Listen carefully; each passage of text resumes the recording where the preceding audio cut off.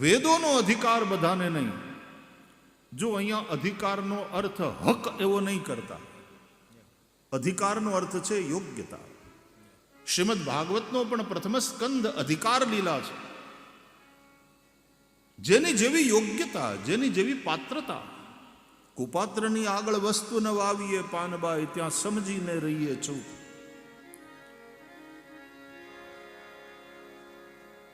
પહેલા પાત્રતા, first you deserve and then desire, અંગ્રેજીમાં કહે છે. તો અધિકાર લીલા ત્યાં પાત્રતાની વાત છે, યોગ્યતાની વાત છે. તો વેદોમાં જેનો અધિકાર નથી,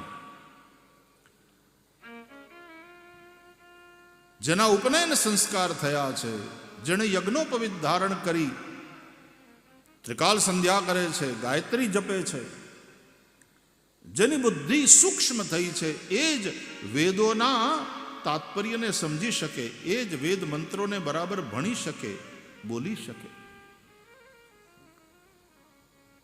પણ વેદોનો અધિકાર બધાને ન હોય એનો મતલબ એમ નથી કે વેદોના અર્થને સમજવાનો અધિકાર બધાનો નથી. ના, વેદોનો અર્થ બધા સમજી શકે. એ રાંધતા બધાને ન આવડે, ખાતા હવને આવડે. તમને રાંધતા નથી આવડતું એટલે તમને જમવા નહીં મળે એવું ખરું? તો પુરુષો ભૂખ્યા જ રહે. એ વાત જુદી છે કે કોવિડના લોકડાઉનમાં ઘણા હીખી ગયા, પછી માથે આવ્યું એટલે ઘરે ને ઘરે હતા એટલે પછી બહેનોએ કામે લગાડ્યા, શીખો કાંઈક. એટલે એક જણો કહેતો હતો કે કોવિડના લોકડાઉનમાં એક વસ્તુ નવી જાણવા મળી. કે એવું શું? એ કે ઝાડુ કાઢતી વખતે આગળ વધવાનું હોય અને પોતું કરતી વખતે પાછળ જવાનું હોય. ઓહો હો હો, કેટલું મોટું જ્ઞાન લાગ્યું બોધિસત્વને કે ઝાડુ કાઢતી વખતે આગળ જવાનું હોય અને પોતું કરતી વખતે પાછળ જવાનું હોય. એવું તો એને પરમ જ્ઞાન લાગ્યું કોવિડના સમયે. પણ રાંધતા ન આવડે એને ખાવાનો અધિકાર નહીં એવું નથી. આપણે ત્યાં સંન્યાસ પરંપરામાં સંન્યાસીઓને અગ્નિને સ્પર્શ કરવાનું હોતો નથી, કારણ કે અગ્નિને એણે આત્મસાત કરી લીધો હોય છે, એના કપડાં જ અગ્નિના જેવા છે. પણ તેથી કરીને સંન્યાસી ભૂખ્યા રહે એવું નથી, એ ભિક્ષા લે. જે લોકો અગ્નિને સ્પર્શ કરે છે એવા ગૃહસ્થોને ત્યાં જઈ અને એ ભિક્ષા માગે. કોઈ સંન્યાસી ભૂખ્યા નથી રહેતા. તો વેદોનો અધિકાર બધાને નહીં. ધેટ ડઝ નોટ મીન કે વેદોના સંદેશને સાંભળવાનો કે સમજવાનો અધિકાર બધાને નથી. નહીં, એ અધિકાર બધાનો છે. એટલા માટે વ્યાસજીએ ઇતિહાસ અને પુરાણની રચના કરી અને ઇતિહાસ અને પુરાણની કથાઓ દ્વારા વેદોનો અર્થ સર્વજન સુલભ અને સર્વજન સુગમ બનાવ્યો. સુલભ પણ અને સુગમ પણ. એટલે વેદની પરંપરામાં તો પછી શૌનક જેવા ઋગ્વેદી એ હોય, પણ કથાની વાત આવે ત્યારે એ બધા હેઠે બેઠા હોય અને સૂત એને ઊંચે આસને બેસાડે. નહીં તો એ તો બ્રાહ્મણ માતા અને ક્ષત્રિય પિતાથી થયેલું સંતાન છે. અને સૂત પરંપરાના યા તો સારા કથાવાચકો થયા અથવા તો સારથીઓ થયા. અધિરથનો દીકરો, અધિરથ અને રાધાનો દીકરો કર્ણ તો સારથી થયા છે. યા તો મજાની વાત એ કે એમાં પાછું કૃષ્ણને સારથી થવામાં વાંધો નથી, એ અર્જુનના સારથી થાય. તો સારથીપણાના કામમાં કુશળ અને ભગવત કથા સંભળાવવામાં, એનું ગાયન કરવામાં કુશળ.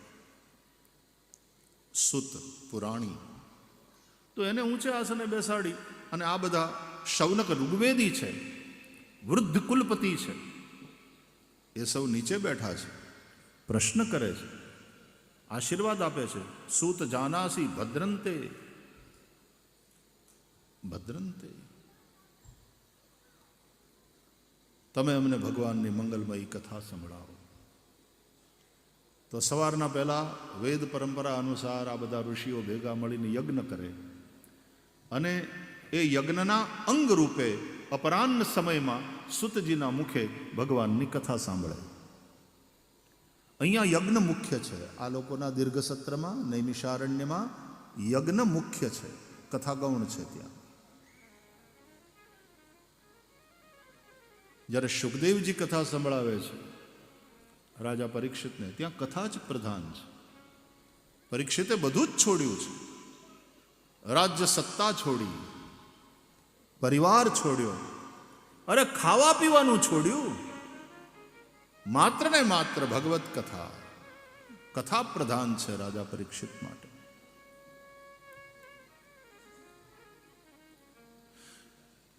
કથાનું આયોજન કર્યું છે શું કામ? તો કે હોસ્પિટલ માટે ફંડ એકઠું કરવા માટે.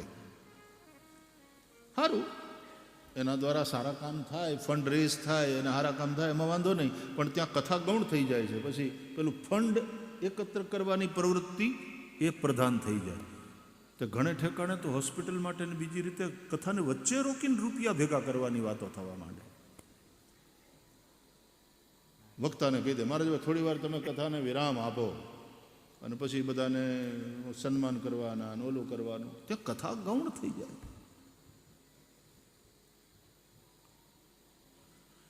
રાજા પરીક્ષિતને અને શુકદેવને એને કથા પ્રધાન છે.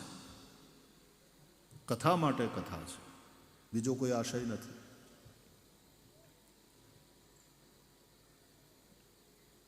તો પ્રાતઃ સમયમાં યજ્ઞ અને અપરાહ્ન સમયમાં કથા. તો કથા એ યજ્ઞનું અંગ છે.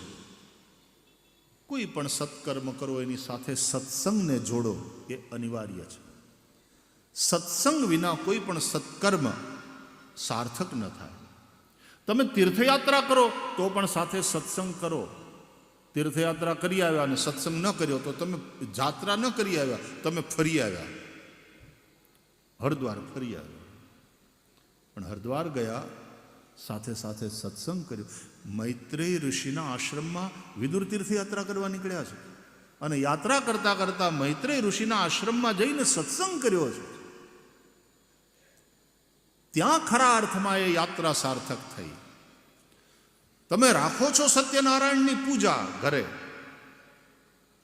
પણ પછી 5 અધ્યાયની કથા સાંભળવાની, સત્સંગ થવો જોઈએ. દરેક સત્કર્મની સાથે સત્સંગને જોડ્યો. નૈમિષારણ્યમાં આ ઋષિઓ યજ્ઞ કરે છે અને એ યજ્ઞના અંગ રૂપે ભગવત કથા અપરાહ્ન સમયમાં સાંભળે છે શ્રી સુતજીના મુખે. તો પુરાણોની કથા કહેવામાં કુશળ સુત પૌરાણિક અથવા સુત પુરાણી. તો ઇતિહાસ અને પુરાણની કથાના માધ્યમથી વેદોનો અર્થ સર્વજન સુગમ, સમજવામાં સહેલો પડે એ રીતે, અને સર્વજન સુલભ. વેદ શીખવા માટે તમારે પાઠશાળામાં જવું પડે સાહેબ, અને એમને એમ વેદ શીખવાડવાનું ચાલુ ન કરી દે. એના ઉપનયન સંસ્કાર થયા છે, ચાલો બેટા ત્રિકાલ સંધ્યા કરો, ગાયત્રી જપો, પછી વેદાધ્યયન થાય. જ્યારે કથા હોય તો કોણ તમને પૂછે છે કે તમને જનોઈ તમે લીધી, તમે ગાયત્રી જપો છો, આજ પૂજા કરીને આવ્યા? અરે તમને એ કોઈ નથી પૂછતું કે નાઈને આવ્યા છો કે નહીં. ઘણાને બહુ ટાયર્ડ વાતી હોય તો ગામડામાં હજી એવા તમને દાખલા મળે કે અઠવાડિયાથી નાયા ના હોય. કોઈ વેદ પરંપરાને નિભાવી હોય તો એના કેટલાક નિયમો છે, પણ કથાની અંદર તમે આવો તો કોણ પૂછે છે તમને કે નાયા છો કે નહીં આજે? એવું નથી. આ સર્વજન સુલભ વસ્તુ છે. વેદ તમે શીખો ત્યારે ઝોલું ખાધું પૂછો આ છોકરાઓને શું થાય છે, ના ચાલે. અને કથામાં તો તમે વાહે બેઠા હોય ને સરખો મજાનો સોફો હોય ને રાતના હુવાણું ન હોય તો કથા તમને હાલરડા જેવી લાગે. એક જણો મને કે આમ તો એ કે મને આમ છે ને અનિદ્રાનો રોગ છે, હું રાતના ગોળી ખાવી પડે મારે, નહીં તો મને ઊંઘ ના આવે. પણ આજે તમારી કથામાં હું 3 કલાક સૂતો, નિરાતે સૂતો. બહુ સરસ. વગર ગોળીએ ઊંઘ તને લાવી જાય. કથા કાંઈક તો આપે છે ને. અને કાંઈ વાંધો નહીં, કથામાં આવીને તું તારે ઊંઘજે. અહીંયા આવીને ઊંઘશો તો ક્યારેક કથાનું કોઈક સૂત્ર તમને એવા જગાડી દેશે કે પછી જીવનભર તમે સૂઈ નહીં શકો, તમે જાગતા રહેશો. અહીંયા આવીને શું એનો વાંધો નહીં. બુંદી ગાંઠિયા જે કંઈ હોય પ્રસાદ લો. કહેવાનો અર્થ અહીંયા કોઈ એવા નિયમના બંધન નથી. ભગવત કથા સર્વજન સુલભ છે અને સર્વજન સુગમ. અહીંયા કોઈ રોકતું નથી તમને. આવો અને જ્યાં જગ્યા મળે ત્યાં બેસતા જાઓ. ભીડ વધે તો માંડવો વધારવાની જવાબદારી રાજુભાઈની, તમારે કોઈ ચિંતા નહીં. રાજુભાઈ તરત પછી બિપિનભાઈને છોકરાઓને હોપે કે ભાઈ કાંઈક કરજો ભાઈ, ભીડ વધતી જાય છે, આ ખોલવા માંડો, પડદા ખોલવા માંડો, પડદા ઓલા કરો, મંડપ વધારો. કાલથી જમવાનું પણ એ પ્રમાણે ધ્યાન રાખજો. ગઈકાલે આટલા હજાર હતા, આટલાનો વધારો થવાની સંભાવના છે. એ ચિંતા એ કરે. આપણે ખાલી આવવાનું, કથા સાંભળવાની, પ્રસાદ લેવાનો. આવડાએ તો પરીક્ષા આપવી પડે પછી, અને જો પરીક્ષામાં હરખે મારખે પાસ ન થયા તો એની ખબર લેવાય. અમારે સાંદીપનીમાં આવો તો તમને ખબર પડી જાય પરીક્ષા પછી કેવી રીતે પડે. મારે તમને કહેવું નથી, એટલા માટે નથી કહેવું કે જો ને આજે મારા છોકરાઓ આવીને મને વિજય વૈજયંતી અહીં વ્યાસપીઠને અર્પણ કરી. મને એ વાતનો આનંદ છે, ગૌરવ છે. ગોવિંદભાઈ, રાજ્ય સ્તરીય સ્પર્ધા યોજાય દર વર્ષે. સરકાર અને પાઠશાળાના અધ્યાપકો, એનું મંડળ, એ બધા ભેગા થઈ રાજ્ય સ્તરીય સ્પર્ધાનું આયોજન કરે. અલગ અલગ જગ્યાએ યોજાય અને આખા ગુજરાતની બધી જ પાઠશાળાના વિદ્યાર્થીઓ એમાં પાર્ટિસિપેટ કરે. આ વખતે દ્વારકા ખાતે હતી. અને જેને સૌથી વધારે સુવર્ણચંદ્રક મેળવ્યા હોય, જ્યાંના વિદ્યાર્થીઓએ સૌથી વધારે રજત, મતલબ એના ટોટલના અંક છે, એની પદ્ધતિ છે, એમાં સૌથી વધારે અંક જેને મળ્યા હોય એને વિજય વૈજયંતી ટ્રોફી એને મળે. અને મને એ વાતનું ગૌરવ છે કે એ વિજય વૈજયંતી સતત 5મી વાર સાંદીપનીએ જાળવી રાખી.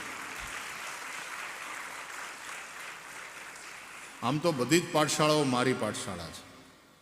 બીજે ઠેકાણે કોઈ જીતે તોય અમારો જ વિજય છે, કારણ કે આખર સંસ્કૃતનો વિજય છે અને સંસ્કૃતિનો વિજય છે.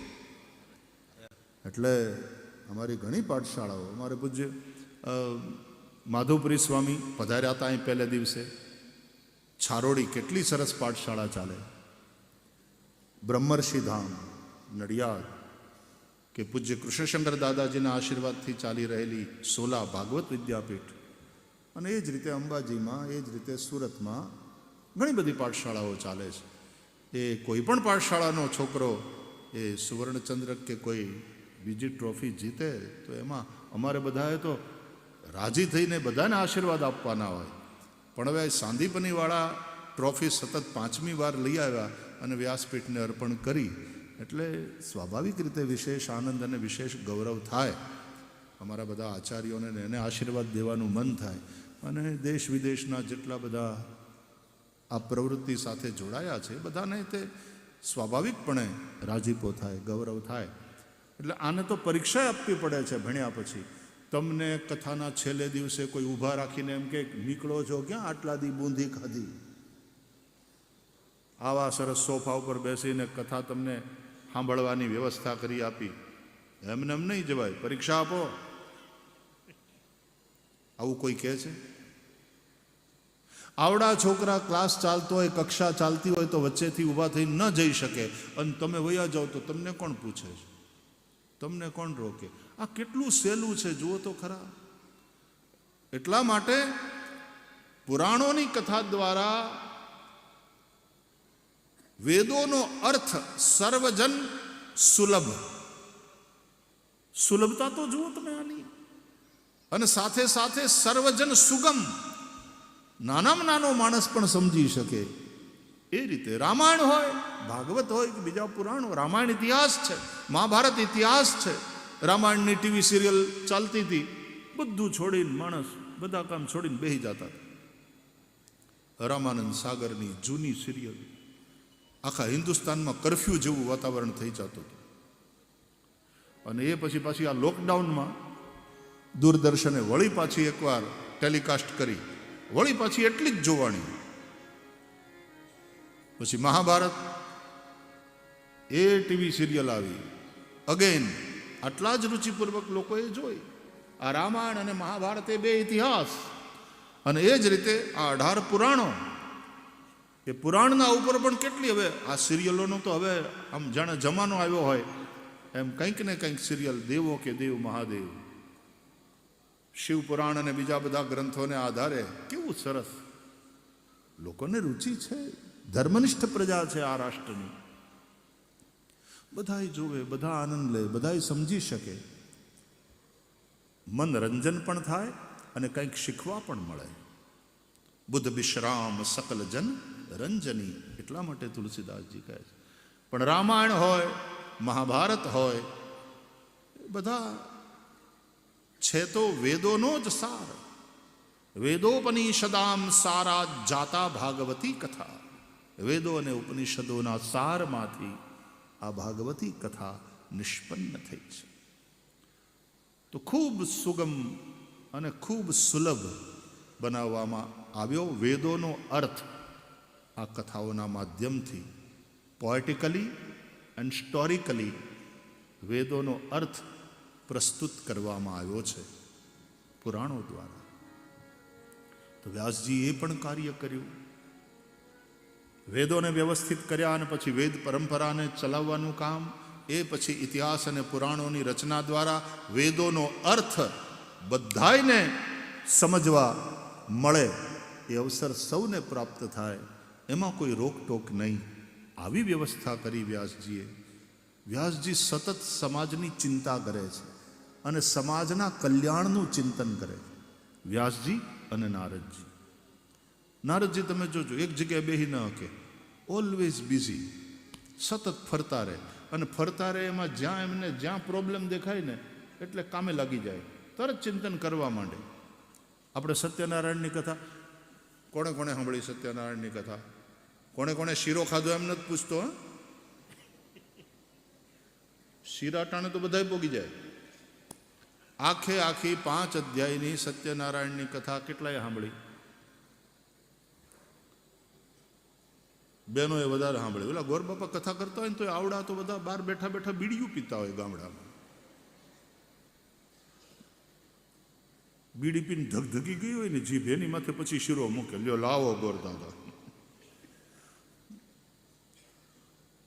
એક જગ્યાએ સત્યનારાયણની કથા ચાલતી હતી, કથા પૂરી થઈ તો એક જણો 5મા અધ્યાયની ટંકોરી વાગતી હતી ને, ઇતિ શ્રી સ્કંદ પુરાણે રેવાખંડે સત્યનારાયણ વ્રત કથાયામ 5મો અધ્યાય, એમ કરીને ગોરબાપાએ જય બોલાવી. તઈ બરાબર પોગ્યો ને કે જય, લ્યો લાવો પ્રસાદ. ઉભા રહો, થાળ ધરવા દો, આરતી થવા દો. એ બધું થઈ ગયું ને પછી પેલો શીરાનું ટોપિયું લઈ પ્રસાદનું, અને કોને ખબર કેમ ઘરે તમે શીરો બનાવો એનો જે સ્વાદ ના આવે એવો સત્યનારાયણની કથાનો જે પ્રસાદ હોય એનો સ્વાદ જ કંઈક જુદો. એમાં કિસમિસ નાખી હોય ને બધી, ઠાકોરજી આરોગ્યા હોય એટલે પછી એનો સ્વાદ જ કંઈક જુદો. તો એ હાથમાં ટોપીઓ લઈને બહાર નીકળ્યો ને પછી ગોળની ભેલીએ જેમ મકોડા જામે એમ ચારે કોરથી બધા જામ્યા, લાવજો લાવજો લાવજો. તો આ બધાને એ ઘીવાળો શીરો આપતો જાય. એમાં આવડો 5મા અધ્યાયવાળો પહોંચ્યો, એ બધાને આમ કોણીઓ મારી આગળ જાતા જાતા લાવજો લાવજો. હવે આટલા બધા હાથ ધરાયા હોય, ઓલો બધાને એક એક થોડું થોડું થોડું આપતો હોય. હવે આનો વારો આવ્યો ને એટલે એને પ્રસાદ તો હાથમાં આપ્યો, જમણા હાથમાં, પણ એ જોઈને પછી આમ થોડો નિરાશ થઈ ગયો. ખોપારી જેટલો, આમાં શું થાય? તો પછી એને એમ થયું કે હવે આટલા બધા લોકો છે, આ પ્રસાદ વેચવાવાળાને ક્યાં ખબર છે કે કોનો હાથ કયો છે? તો જમણો હાથ આમ પાછળ રાખ્યો અને પાછો ડાબો, લાવજો ભાઈ, એ ભાઈ પ્રસાદ લાવજો બાપા, પ્રસાદ લાવજો.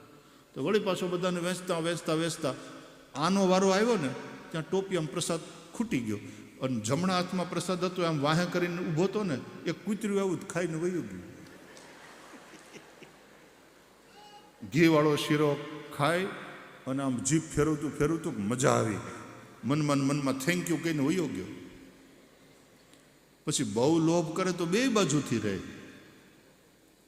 પણ 5 અધ્યાયની કથા સાંભળવી એ જરૂરી છે. એની શરૂઆત ક્યાંથી થાય? કથા સાંભળજો અને હું બોલું ત્યારે તમે વચ્ચે પાછા હરે નમઃ બોલજો, તો કથાનું વાતાવરણ લાગે ને. એકદા નારદો યોગી પરાનુગ્રહ કાંક્ષયા પર્યટન વિવિધાન લોકાન મર્ત્યલોકમ ઉપાગત. એક વખતને વિશે જે કહેવાય છે તે પોતે દેવર્ષિ નારદ નીકળ્યા છે, પૃથ્વી ઉપર વિચરણ કરવા માટે નીકળ્યા. પર્યટન વિવિધાન લોકાન મર્ત્યલોકમ ઉપાગત. વિવિધ લોકમાં ફરતા ફરતા આ પૃથ્વી લોક વિશે આવ્યા અને દેવર્ષિ નારદે ત્યાં શું જોયું છે ભક્તો? હા એમ. તતો દ્રષ્ટવા જનાન સર્વાન નાના ક્લેશ સમન્વિતાન. આ પૃથ્વી ઉપરના બધા લોકોને દેવર્ષિ નારદે દુઃખમાં જોયા. કોક પૈસા નહોતા એટલે રડતા હતા, કોક સંતાન નહોતું એટલે રડતા હતા, કોકનું સમાજમાં કંઈ માન નહોતું એટલે રડતા હતા. આવી રીતે બધા લોકોને દુઃખી જોઈને દેવર્ષિ નારદ વિચારે ચડ્યા. કેનોપાયેન ચૈતેષામ દુઃખનાશો ભવે ધ્રુવમ ઇતિ સંચિંત્ય મનસા વિષ્ણુલોકમ ગતસ્તદા. કઈ રીતે આ બધાનું દુઃખ દૂર થાય, આવો વિચાર કરી દેવર્ષિ નારદ વિષ્ણુલોકમાં પધાર્યા, ભગવાનની પાસે. એ આવી રીતે સત્યનારાયણની કથામાં જ્યાં જાઓ ત્યાં સાંભળજો, હરે નમઃ આવું બોલતા જાજો. કારણ કે કથામાં નિયમ છે, જય શબ્દ અને નમઃ શબ્દ થતો રહેવો જોઈએ. એમાં વક્તા જય શબ્દ કરે, શ્રોતાઓ મોટે ભાગે નમઃ, હરે નમઃ.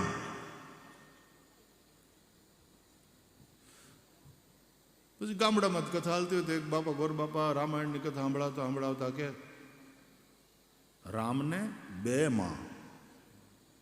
તો બધા કે હરે હરે.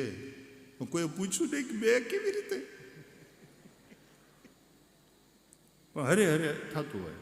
પણ સારું, ભોળા ભાવથી માણસ જો હાવ સાચા રસ્તે હોય ને તો રામને ભલે 2 માં હોય કે 4 હોય, કાંઈ વાંધો નહીં.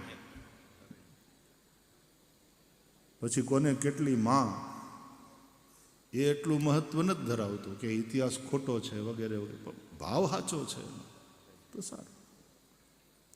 એટલે તમે સત્યનારાયણની કથામાં સાંભળો છો કે દેવર્ષિ નારદ એ દરેક જગ્યાએ હોય, ફરતા હોય અને પાછા ખૂતા ન હોય, એક કોર બેઠા ન હોય. નારદસ્યા સ્થિરસ્ય ચ વિધિશ્રવે કુતઃ પ્રીતિ સંયોગ કુત્ર તૈઃ સહ. ફરતા હોય અને ફરતા ફરતા નારદને જ્યાં સમસ્યા દેખાય કે આ લોકો દુઃખી છે, આ સમાજ દુઃખી છે, અહીંયા તકલીફ છે, આના માટે કંઈક કરવું જોઈએ, તરત દેવર્ષિ નારદ ચિંતન કરવા માંડે. અને અરર બાપા જુઓ તો ખરા માણસ કેવું દુઃખી થાય. આમ કરીને ખાલી નિહાકો નાખીને બેઠા રહે એ નારદ નહીં. નારદજી એનું દુઃખ દૂર કરવામાં મચી પડે, તરત સક્રિય થાય. કેનોપાયેન ચૈતેષામ દુઃખનાશો ભવે ધ્રુવમ ઇતિ સંચિંત્ય મનસા. કે હાલો ભગવાન પાસે જઈએ અને ભગવાન કંઈક ઉપાય બતાવે. અને વૈકુંઠ લોકમાં ગયા નારદ અને ભગવાનને નમન કર્યા અને ભગવાનને કહ્યું કે પ્રભુ, પૃથ્વી ઉપરથી સીધો હાલ્યો આવું છું. બહુ દુઃખી માણસ, બહુ દુઃખી, પૃથ્વીની જનતા બહુ દુઃખી છે પ્રભુ. એને દુઃખ દૂર થાય ને એ બધા સુખી થાય એવો કોઈક ઉપાય બતાવો. અને તમે જુઓ તો ખરા નારદજી આપણું કેટલું ધ્યાન રાખે છે. પૃથ્વીના લોકોની, આ પૃથ્વીના માણસોની કેવી વકીલાત કરે છે નારદજી. ભગવાનને કે લોકોનું દુઃખ દૂર થાય એવો ઉપાય તો પ્રભુ બતાવજો, પણ લઘુ ઉપાય ન તદ્વદ, નનકુડો ઉપાય બતાવજો, જે ઓછા સમયમાં ઓછા પૈસાથી થાય. કારણ કે તમે પ્રભુ એમ કહો કે રાજસુ યજ્ઞ કરવાનું કયો, અથવા તો અશ્વમેધ યજ્ઞ કરવાનું કયો, બધા ક્યાં રાજા છે, બધાની પાસે ક્યાં પૈસા છે, અને હાથ દી હાલે એવો યજ્ઞ, ક્યાં સમય છે લોકોની પાસે. તો લઘુ પાયે ન તદ્વદ, કેટલું ધ્યાન રાખે છે નારદજી. નનકુડો એવો ઉપાય, થોડા સમયમાં થઈ જાય, થોડા પૈસાથી થઈ જાય એવો. અને પછી ભગવાન વિષ્ણુ કહે છે સત્યનારાયણો વિષ્ણુ. બધાને કહો સત્યનારાયણનું વ્રત કરે એ વાંછિતાર્થ ફલપ્રદ, જે ઈચ્છો એવું ફળ આપનાર આ વ્રત છે. અને પછી ભગવાને એ નારદજીને કહ્યું બધું. અને પછી તમે સાંભળો છો ને કે શીરો બનાવવો, ભગવાન સત્યનારાયણને ભોગ લગાવવો, રવો ન મળે તો ઘઉંનો લોટ લેવો, સાકર ન મળે ગોળ લેવો. તમે જુઓ કેટલા ઓપ્શન આપ્યા, જેટલું બને એટલું સરળ. આમ ન હોય તો આમ, આમ ન હોય તો આમ. ભગવાન ભાવના ભૂખ્યા છે. લઘુ પાય ન તત્વ.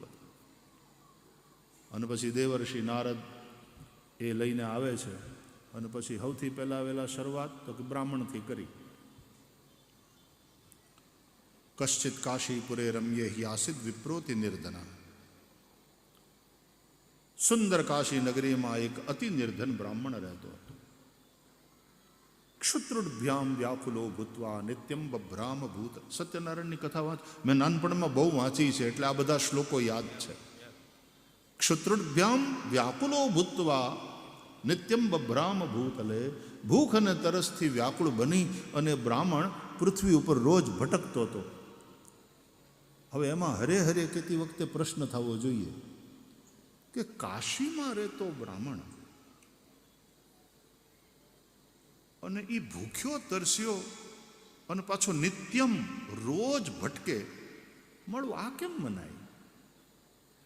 આજની તારીખે આ કળજુગમાં પણ કોઈ બ્રાહ્મણ આવે, અરે બ્રાહ્મણ શું, કોઈ પણ વ્યક્તિ આવે ને બાપા બેન ભૂખ લાગી છે, કંઈક રોટલો બટકું આપો, તો ઘરની કોઈ પણ અન્નપૂર્ણા એને ખવડાવે, એને ભૂખ્યો ન જવા દે. અને બ્રાહ્મણને તો પેલે અમારે ઘેર બ્રાહ્મણ ક્યાંથી, લોકો જમાડે. આ એ વખતે અને કાશી જેવી નગરી જ્યાં અન્નપૂર્ણા, બાબા વિશ્વનાથ અને એની બાજુમાં માં અન્નપૂર્ણાનું મંદિર, અન્નપૂર્ણા. કાશીમાં કોઈને ભૂખ્યા ન રહેવા દે. અને આ બ્રાહ્મણ એક દિવસ નહીં, નિત્યમ રોજ ભૂખ્યો અને તરસ્યો ભટકતો રહેતો હતો. ચાલો ભૂખ્યો, ન જમવા મળ્યું, હાલો માની લ્યો, પણ તરસ્યો ગંગા વહે છે ત્યાં.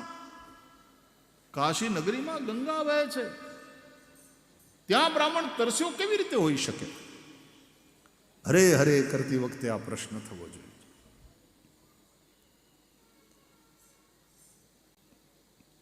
હું જ્યારે સત્યનારાયણની કથા કરતો ને શરૂઆતમાં, ત્યારે મને કોઈ પૂછે ને કે સત્યનારાયણની કથા કરવી તમે કેટલા લેશો, એ પહેલાં હું એને પૂછતો તમે મને કેટલા કલાક દેશો.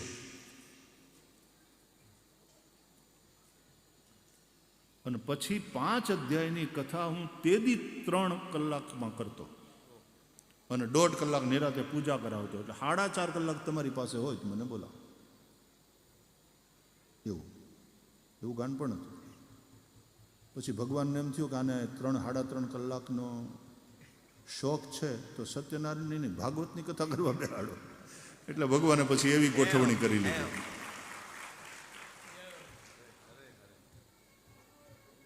પણ મને આ 5 અધ્યાયની કથામાં એટલો આનંદ આવતો ને હું એ રીતે વિચારતો, ભાઈ કેવી રીતે આ બ્રાહ્મણ, કાશીનો બ્રાહ્મણ, અને આમ કેવી રીતે ભટકી કે ભૂખ્યો ને તરસ્યો ને એક દિવસની વાત નહીં, રોજ.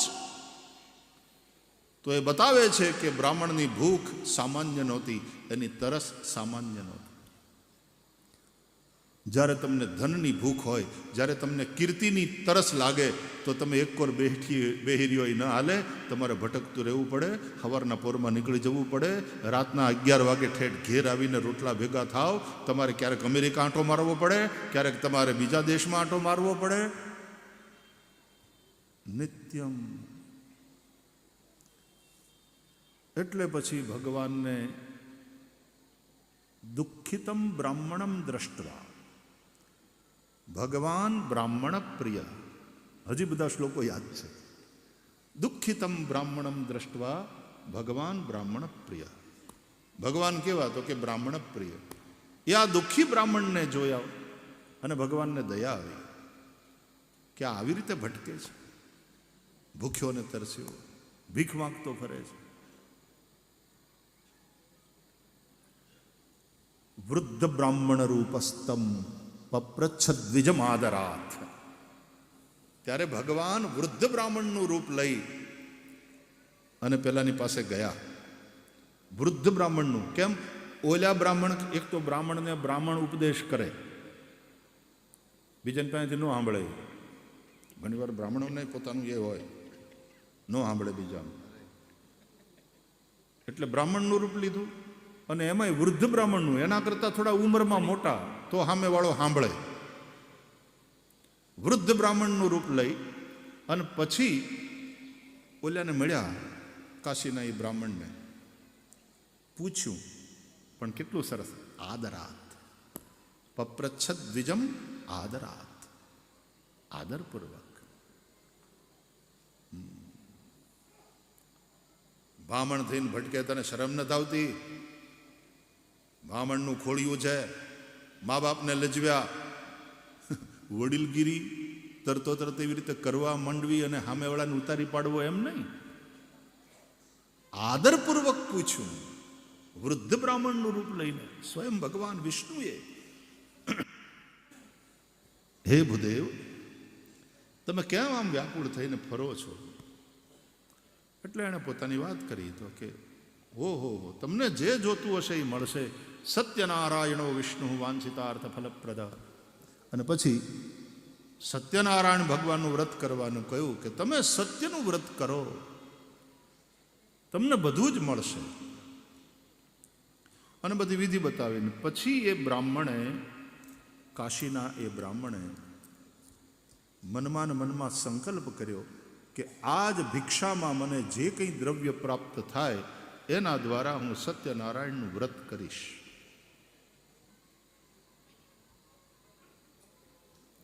અમારે એકવાર ગામમાં છે ને, અમારે ગામના ગોર, તો એણે ભાગવત સપ્તાહ રાખી. ગોર બાપાએ ભાગવત સપ્તાહ રાખી. ભાગવત સપ્તાહ કરવા જતા એણે ભાગવત સપ્તાહ રાખી પોતાના ઘેર, પોતે આયોજક. ગામના બધાને બોલાવ્યા અને પછી ગોર બાપાએ કીધું કે બધાએ સાથ સહયોગ આપવાનો છે બાપા, મારે પોતે ભાગવત કથા અમારા પરિવાર દ્વારા કરાવવાની. હા કે ગોરદાદા બિલકુલ બિલકુલ, બધાનો સાથ સહયોગ, તમે જે કહેજો એ બધી સેવા કરશું.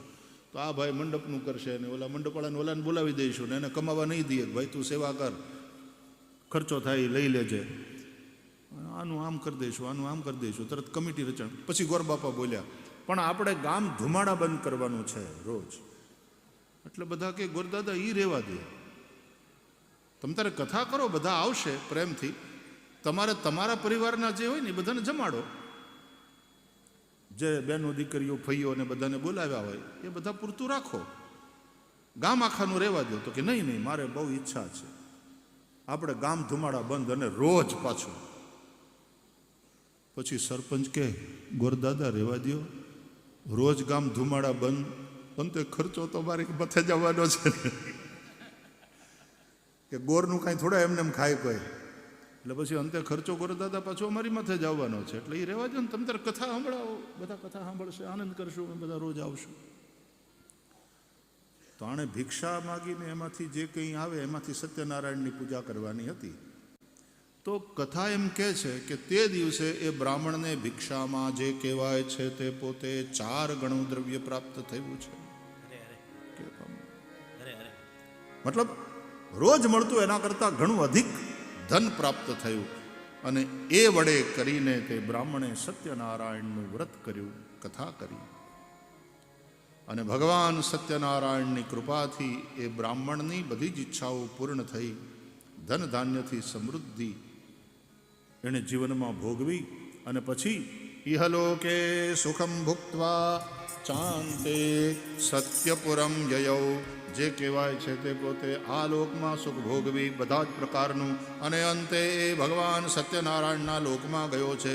ઇતિ શ્રી સ્કંદપુરાણે રેવાખંડે સત્યનારાયણ વ્રતકથાયામ પ્રથમોધ્યાય શ્રી સત્યનારાયણ ભગવાન. હવે ભાઈઓ બહેનો, બીજો અધ્યાય શરૂ થાય છે. શરૂઆત બ્રાહ્મણથી કરી, કારણ કે વર્ણાનામ બ્રાહ્મણો ગુરુ. જો બ્રાહ્મણ સત્યને માર્ગે ચાલે તો બીજા બધાને પ્રેરણા થાય. અને એ પછી બીજી કઈ કથા આવે છે બ્રાહ્મણ સિવાય? બ્રાહ્મણ પછી કોની કથા આવે? સત્યનારાયણની કથામાં કઠિયારો. યસ, તરત કઠિયારો. બ્રાહ્મણ શુદ્ર બેયને સાંકળ્યા. એ પછી કોની કથા છે? સાધુ નામનો વાણિયો. બોલો, બ્રાહ્મણ અને કઠિયારાને એક જ અધ્યાયમાં પતાવ્યા, પણ સાધુ વાણિયાને માટે 2 અધ્યાય. મારા વેપારી ન્યાય આખા 2 અધ્યાય લઈ ગયા. બ્રાહ્મણ અને કઠિયારોને 1 અધ્યાયમાં સમજાવી દીધા, અને સાધુ વાણીઓ આખા 2 અધ્યાય ઉપાડી ગયો. 5માંથી 2 કેટલા ટકા થાય ભાઈ?